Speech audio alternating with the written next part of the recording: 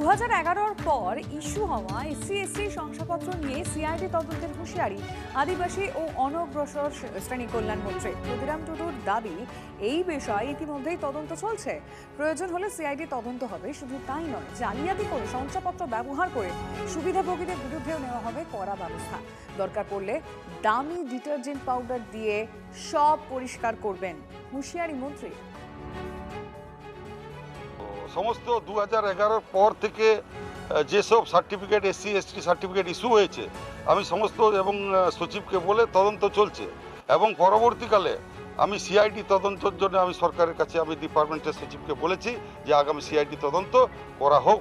যারা অপরাধী, যারা ফেক এসটি সার্টিফিকেট নিয়ে সরকারি পদ অকুপাই করে আছে, যারা কলেজে আছে, ভর্তি হয়েছে, ছাত্র সমস্ত তাদের বিরুদ্ধে কড়া পদক্ষেপ আমি নেব। দপ্তরের অবস্থা তো আপনারা সবাই জানেন, ঘুঘুর বাসা হয়ে পড়ে আছে, সেগুলোকে একটু পরিষ্কার করতে একটু সময় লাগবে।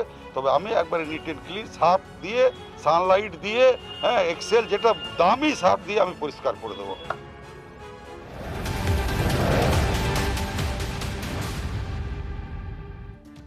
এবার বুলডোজার দিয়ে গুড়িয়ে দেওয়া হবে অবৈধ মাদ্রাসা। দেশের সুরক্ষায় বিপদ অবৈধ মাদ্রাসাগুলো নিয়ে হুঁশিয়ারি মাদ্রাসা শিক্ষামন্ত্রী ক্ষুদিরাম টুডুর করা বার্তা। ব্যাঙের ছাতার মতো গজিয়ে ওঠা অবৈধ মাদ্রাসাগুলোকে দ্রুত নিষিদ্ধ ঘোষণা করা হবে।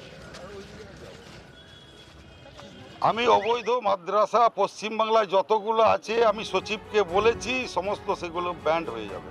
এটা আমি বন্ধ করে দেখিয়ে দেবো। অভিযান হবে, যেগুলো অবৈধ ঘোষণার পর তারা যদি আবার চালিয়ে যেতে চায় তখন অভিযান করে আমি বুলডোজার দিয়ে ভেঙে দেবো, সব বন্ধ হয়ে যাবে।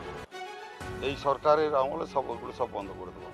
সবাই মিলে একটা নতুন পশ্চিমবাংলা, ডাবল ইঞ্জিন সরকার চলছে,